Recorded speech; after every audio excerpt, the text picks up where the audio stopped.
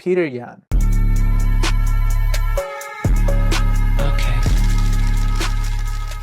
He's not the biggest, he's not the longest or the fastest, but fight after fight, he manages to break down elite opponents with precision and composure. Instead of relying on chaos or pure aggression, Yan approaches fighting almost like a technical problem. Round by round, he studies his opponent, identifies patterns, and slowly begins to take control of the fight.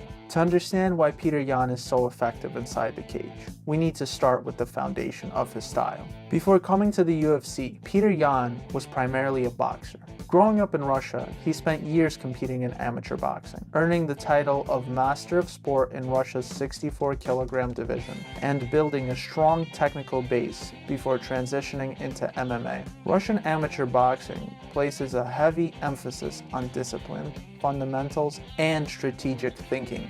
Instead of encouraging wild exchanges, fighters are trained to focus on clean combinations, defensive responsibility, balanced footwork, and the ability to read an opponent over time. These habits shape the way Yan approaches striking today. Even when opponents try to overwhelm him, he rarely panics or rushes his attacks. His guard stays tight, his stance stays balanced, and his punches are thrown with structure and purpose.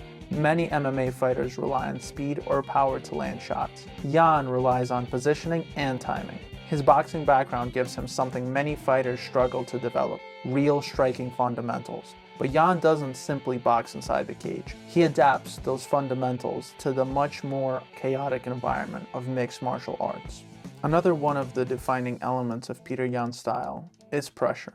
Unlike fighters who bounce in and out of range, Yan slowly walks opponents down. He advances with controlled steps, keeping his guard high and forcing opponents to constantly react. This approach reflects a philosophy commonly found in Soviet boxing: control the pace before trying to finish the fight.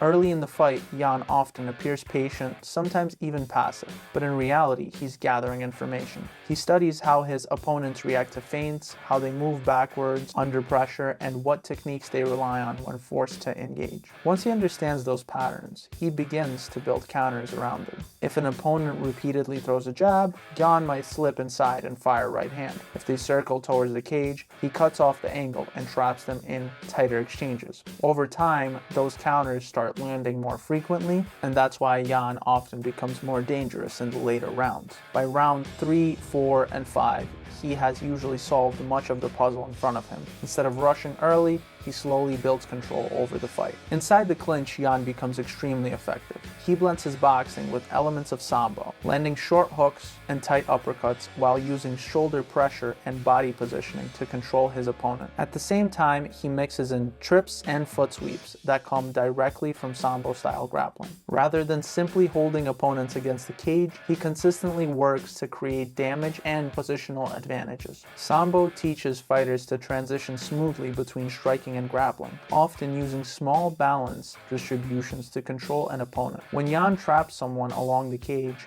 he isn't just stalling the fight. He's breaking their posture, forcing them to carry his weight, landing short punches. This combination of striking and grappling makes him extremely dangerous in close quarters. And even though Yan isn't primarily known as a wrestler, his takedown defense is extremely solid. Instead of relying purely on strength, Yan focuses on positioning and balance. He maintains a wide base, controls his hips, and consistently adjusts his weight to make takedowns difficult to complete. These small technical details make a huge difference during fights. Opponents often find that they can't get clean entries on his legs, and when they do attempt takedowns, Yan is already shifting his balance or controlling their posture. Even when fighters do hit the ground, Yan stays calm and efficient. Rather than scrambling wildly, he focuses on rebuilding his base, controlling his opponent's hands, and gradually working his way back up to the feet. A perfect example of Yan's system in action came in his rematch against Davosi.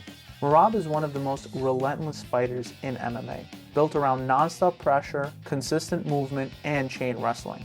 In their first fight, that approach overwhelmed Yan, but in the rematch, Yan showed how much his analytical and adaptive style separates him from the rest. From the opening bell, Yan focused on controlling distance, staying just out of reach of Merab's attacks, while using sharp, precise strikes to punish entries. Each time Merab attempted a takedown, Yan countered with well-timed punches and strategic footwork. He also stayed calm under relentless pressure. While Merab pushed forward constantly, Yan maintained his guard, kept his balance, and continued to read the fight instead of reacting emotionally. Over the course of the fight, Yan gradually gained control of striking exchanges, limited Merab's takedown opportunities, and executed a game plan that combined patience, timing, and technical precision, which in return earned him a unanimous decision. The rematch was a textbook example of how Yan embodies the Soviet-style approach.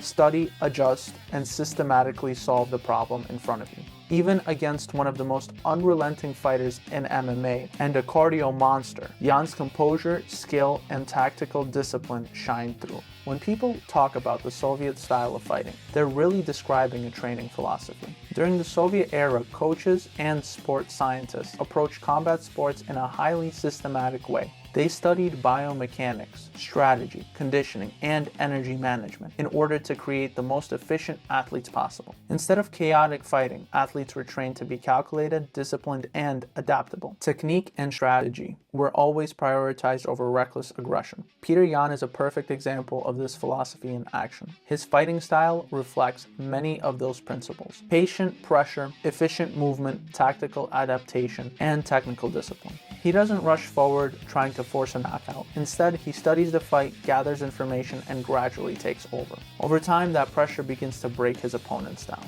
So, what makes Petr Yan so good? It isn't just one skill, it's the combination of several systems working together. His boxing background gives him precision and structured striking. His sambo-influenced clinch work allows him to control opponents up close. His wrestling fundamentals make him difficult to take down and help him stay composed during grappling exchanges. And tying everything together is a methodical, analytical approach rooted in Soviet combat sport philosophy. Instead of relying on chaos or raw aggression, Petr Yan fights like an engineer solving a complex problem.